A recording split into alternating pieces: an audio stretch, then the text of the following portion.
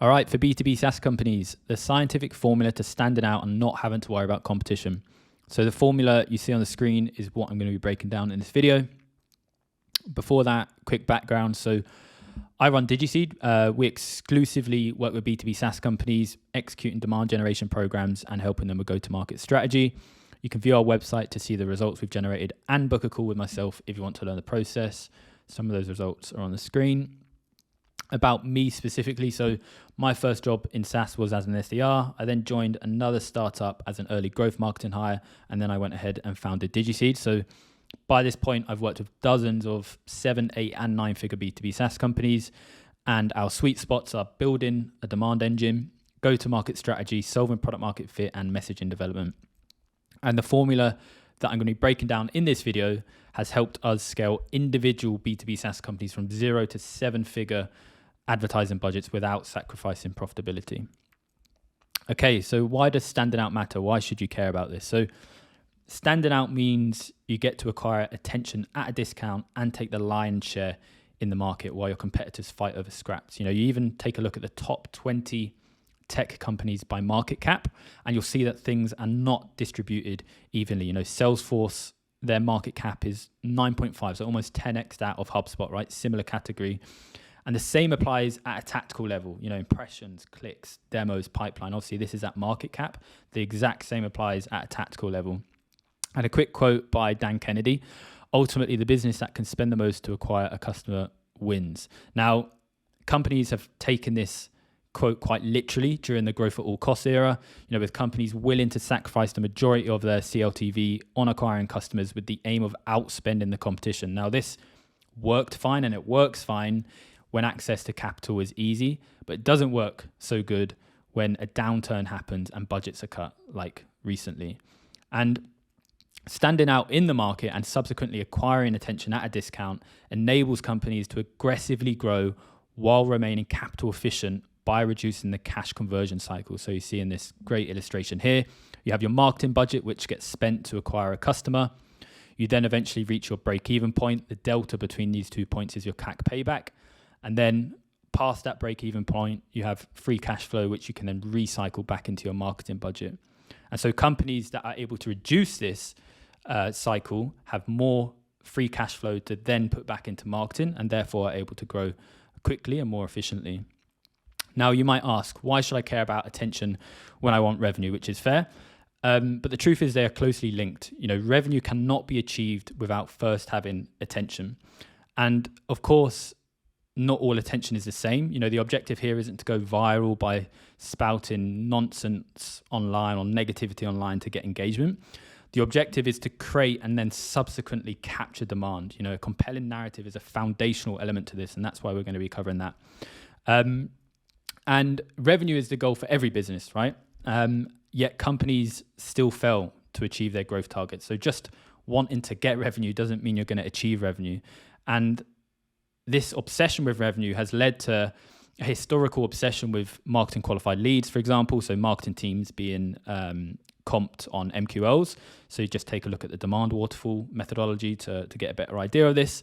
But this has incentivized the wrong behaviors where marketing teams have just been optimizing for opt-ins and emails instead of pipeline, instead of business objectives.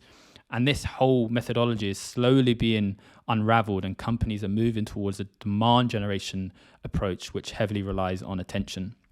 And just to show you some examples in the wild, I've blurred out the founders just for confidentiality. But on the left here, we have a SaaS founder who bootstrapped to over 20 million ARR. I'll actually see if I can zoom in a bit here. Let's see if we're looking good. Okay, zoomed in a bit too much, I think. But over here on the left, we have a SaaS founder, bootstrapped to 20 million ARR. They were spending 900K per year on their BDR team. And basically, they cut the majority of their team. And here they're saying that, they stepped up what they call founder brand content, demand creation, and, their pipeline they've 3x their pipeline with 20% of the sales org they had. Within 4 months, right? So they axed most of their sales team, focused more on demand creation, which is a pull model, and they 3x their sales pipeline. Over here on the right, We have, it's the same guy. So he's saying that they cut their sales team from 15 to 4 reps and their growth sped up, right? You don't hear many people saying this kind of thing. Bottom right, so we have another founder. So basically they did an analysis on the ROI of LinkedIn, which is a demand creation channel, which generated over 50 million in Hero Pipeline. Hero Pipeline, I believe, is pipeline that closes at 25%. Or 14 million ARR net new closed won revenue over the last 2 years.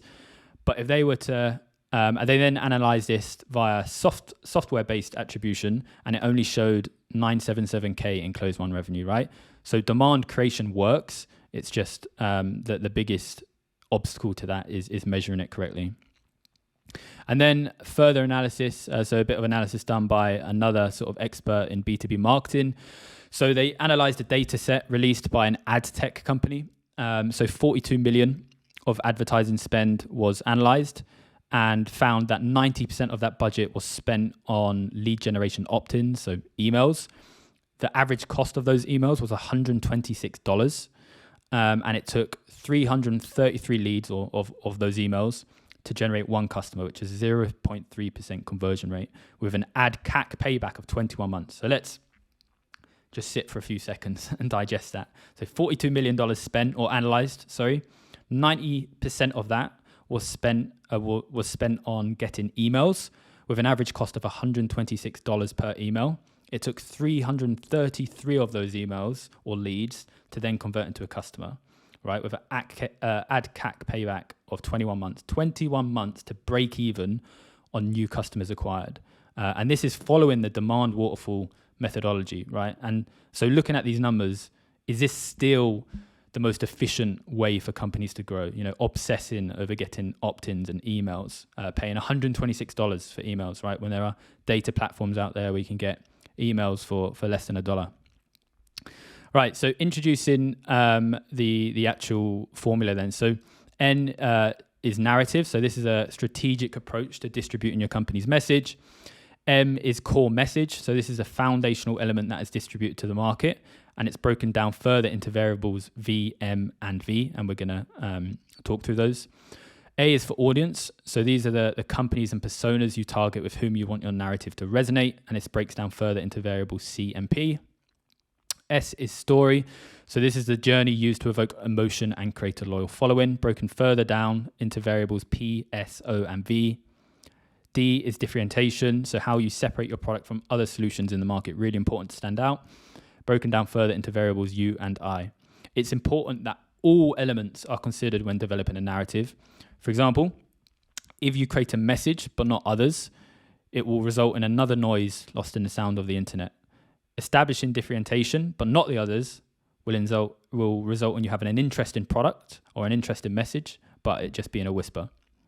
Okay, so deducing it further, just making sure we're still recording. Okay, so narrative, so strategic approach to distributing your company's message. Now, I don't use the word strategic here, which is a classic buzzword. I don't use it just because it is a buzzword, but because for this to work, this whole formula to be solved, the message you distribute to the market and the underpinning approach needs to be structured. It needs to have some organization to it. You know, previously how companies would approach this with their narrative is they would just throw stuff at a wall and hope it sticks. They would dilute the impact of their messaging with irrelevancy, and they will launch marketing campaigns that don't link back to business objectives, right? This is why marketing teams obsess over opt-ins and emails, is because that's how they're incentivized, and it's just completely misaligned with business objectives. You end up getting a bunch of emails, but it takes, you know, over 300 of them to convert into a customer with a terrible conversion rate. And so this leads to the odd win here and there, but with no idea how it happened, just a stroke of luck. And so it can't be replicated, attracting the wrong type of customers, resulting in low conversions and high churn, and irrelevant metrics being measured, you know, friction between teams and a lack of growth. You know, marketing have hit their target, they're getting a bunch of emails, they're happy, they've got the MQLs, but sales are sitting there, you know, they've missed their quota because there wasn't enough pipeline being generated and closed won customers. And so, quick little thought exercise. Imagine you had two companies, company A, company B, both MarTech companies. And company A, every email, ad, or piece of content they distributed feels like it's part of a bigger picture. They've turned their story into something everyone talks about. When you think of a specific product category, this is one of the companies that comes to mind right away. Just sit there and think right now, when you think of certain product categories, whether it be sales engagement, B2B data, analytics, who comes to mind? E-commerce. And because of that, they're able to attract a dedicated customer base who are loyal to the brand. There might be better companies out there than Shopify, but they've developed a brand. They are associated with e-commerce. Company B, their marketing lacks a unifying theme and often comes across as disconnected from their actual product offerings. The lack of a clear narrative creates a misalignment between teams, affecting their ability to collaborate. As a result, Company B's growth and market presence lags behind. Who would you want to be in this situation? Probably Company A. And a little concept I want to introduce here is the line of relevancy. So, inspired from a great marketer I know called Wiz. So the further you stray, you want to imagine this hypothetical line when it comes to your marketing. The further you stray away from this red line with your message, the weaker its impact, right? If you start talking about things that are unrelated to your product category, unrelated to your value proposition, unrelated to what makes you unique, the impact of that message is going to weaken. So you always want to stay close to the line. And this is what we'll be going through. Okay, solving the variables. Okay, so M, core message, which is the foundational element that is distributed to the market. Broken down further into vision, mission, and value proposition. So a company's core message is the fabric of its narrative. It gives purpose and a North Star for internal teams and helps the market understand how they benefit from your product. Previously, companies would focus on feature or capability driven. So, our product does X, Y, Z. Messaging, which is known as product marketing, which heavily centers around the product and the company rather than the target audience and their needs.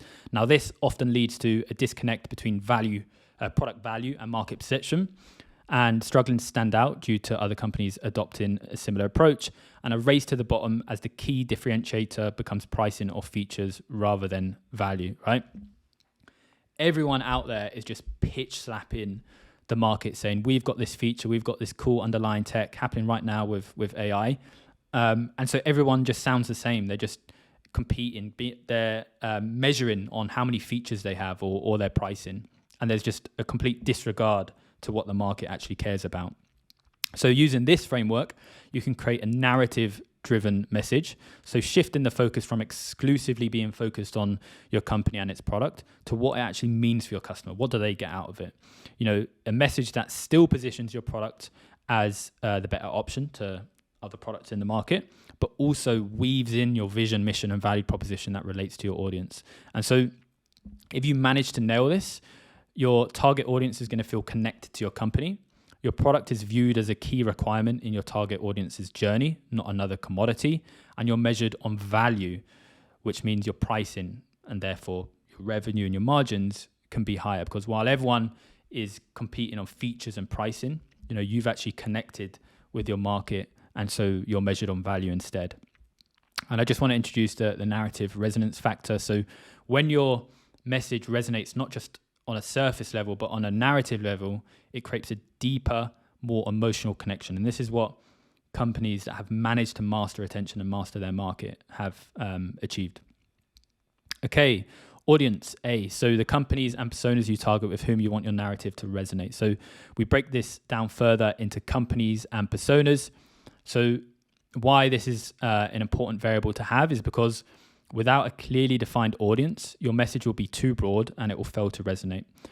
We need to know what are the pains, the fears, the aspirations that your audience has. And the more clarity you have as a founder or a marketer, the more personalized and effective your messaging is going to be. Traditionally, audience identification has exclusively focused on firmographics and demographics. So on firmographics, we're looking at like company size, industry, geography, technographics, so what tools they're using. And then demographics, age, sex, education, occupation. And so this approach leads to a generalized view of your audience, assuming that all members of a demographic group think and behave the same, which can cause campaigns to be less effective due to not addressing the specific needs, desires, and pain points of different segments within a demographic, and then subsequently lower engagement rates, poor conversions, and a lack of meaningful connection with potential customers. So Deeply understanding your audience involves diving into psychographics and behavior patterns alongside demographics. So it's about understanding the fears, the wants, the dreams of your potential customers. And this approach is not just about who you are targeting, but also understanding how they think, which leads to highly targeted campaigns that are more effective. Your message resonates deeper, creating a sense of understanding and trust between a company and its audience, and then subsequently higher engagement, better conversion rates, and the development of a loyal customer base. And I've recorded and created a bunch of content on this, so you can see this on my YouTube. If you want this Loom video, I'll send it over to you. So how to generate infinite angles using research and AI. And we've got an SOP here for voice of customer research that we share with clients. Just shoot me a message. I'll send any of these across to you. And so I want to introduce behavioral resonance. So in B2B, and this is a common objection, right? In B2B, purchase decisions are logical, right? They're based on numbers and facts. Of course, if you're buying 10,000, 20,000, 30,000 software, you're not going to make that decision based on emotions. However, entering a logical discussion with cold traffic is difficult. They don't even know who you are. They don't know who your company is. They don't know what you do, and they don't know why they should care. And so understanding and targeting the behavior-driven motivations of your target audience is more effective for demand creation. Of course, when it comes to capturing that demand, converting that demand, you need to enter a logical discussion. But to create that demand in the first place, to capture their attention, you want to resonate at an emotional level. So here's Keller's pyramid, which talks about the impact of this. Okay, moving on to story. So the journey used to evoke emotion and create a loyal following. So we break this further down into problem, solution, obstacles, and vehicle. So why are stories impactful? And it's because it's quite literally how humans have been connecting since the beginning of time, right? That stories date back millennia. And companies mostly focus on product marketing, talk about features, capabilities, which of course have their place. You need to talk about why your product is better than other products and how those features link to specific outcomes. But this isn't great for demand creation. It should be one tool in the toolbox of your campaigns, but it shouldn't be the whole toolbox, which often leads to a lack of emotional resonance because you're just pitch slapping. You're just saying, hey, we've got these great features, all this underlying tech. And you're not developing any brand equity because there's a lack of substance. There's a lack of connection that's being attached to your message. Again, you're just being commoditized. And so with a narrative-driven approach, the focus shifts from just features, capabilities to actually focusing on your customer's journey. Nobody jumps out of bed in the morning and goes, I'm going to buy a 10,000, 20,000 software product. They have to go through this journey of awareness. And so the story revolves around your customers as the hero and demonstrates how your product fits into that journey and improves their life. And so if you crack this, you'll have a narrative that the customers can see themselves being a part of, building a stronger connection with your company. You'll improve your customer experience and subsequently improve your engagement and loyalty. And so introduce the empathy-driven arc. So you want to build narratives that deeply emphasize with the customer's situation, their fears, hopes, desires, and wants, while also positioning your product as the vehicle that gets them to the promised land. So inspired by The Hero's Journey by Russell Brunson. This is a great illustration by me. So here's your target audience here. Here's the vehicle, your product that's going to get them to the promised land over here. And then you have some obstacles, some limiting beliefs that are preventing them from getting there. Okay, D, differentiation. So how you separate your product from other solutions in the market. Really, really important. You can get all of this right, but if you don't solve for this variable here, then you're just not going to position yourself as unique. So broken down further into unique proposition and innovation. So in a market that's swamped with competition, so there's loads of products out there, they have similar features, they have similar pricing, they have similar value propositions. Positioning your company as unique has never been more important. And I've already said this, don't want to sound like a broken record, but especially with what's going on right now with the new tech that people are getting their hands on, standing out is going to be really, really important because you just can't compete on features. So historically, differentiation in B2B marketing has focused on surface level attributes like pricing and features. Companies primarily highlighted how their products were better or cheaper than their competitors, relying heavily on direct comparisons and technical specs. We have feature A, we have feature B, which has often led to companies focusing on the competition because they're just always obsessing over the competition, keeping an eye on them. What product releases do they have? What features do they have? How can we beat them on that level? Which then means they've completely forgotten about their customers, ultimately what matters. And it's just a race to the bottom. Really customers' features are great. You need to have a product with good features and capabilities, but really the customers care about what they get out from it. And so as the market becomes more crowded and buyer sophistication level rises, so does skepticism. And so competing on features won't cut it. And so here's an adapted model of Eugene Schwartz levels of awareness. So you can see, in a market that has low competition, you can make any claim. You can say your product does anything. It can be really simple marketing and people are going to buy it because you're one of one, right? There isn't any competition, or there's low competition out there. And so they're going to buy it. But as more competition enters the market, you need to start making bigger claims than your competitors, bigger features or better marketing. And so when you sort of get to the end here, when skepticism is at an all-time high, there's just so much competition. It's about actually being empathetic with your customer, understanding what they want and positioning your product as a solution to that wins. Not all these fancy claims and fancy features and nice websites. It's just about obsessing over your customer, which is funny because we're just going back to first principles then. So it has this kind of loop. And so differentiation goes beyond features or pricing. It's about creating a unique position in the minds and hearts of customers by aligning your brand values, story, and customer experience. This method involves creating a distinct voice or an innovative approach to solving customer problems. And so if you crack this, you're able to take market share from your competitors who are busy obsessing over the competition and fighting over features and pricing. You'll get increased customer loyalty. That your customers will care more about you than these new shiny features that your competitors are releasing, and therefore you'll have higher customer retention. So here's an example of an angle we tested with a client who we exclusively manage their demand programs. So highly, highly competitive product category, even more so now. And so we created a new opportunity rather than saying, we've got these better features than competitors, or, we've got better capabilities or better pricing. We introduced an entirely new opportunity, which was cold email 3.0. And so concluding this, bringing this to an end. So goals and alignment, just consider whether the demand waterfall methodology is still the right strategy going into 2024 for you, obsessing over these emails and opt-ins. Try transition from a push to pull model if you want to reduce your acquisition costs and improve your cash conversion cycle. The quicker that cash conversion cycle at a more tactical level, the shorter your CAC payback, the quicker you can recycle that money back into your marketing and acquire more customers while being efficient. Narrative-driven growth.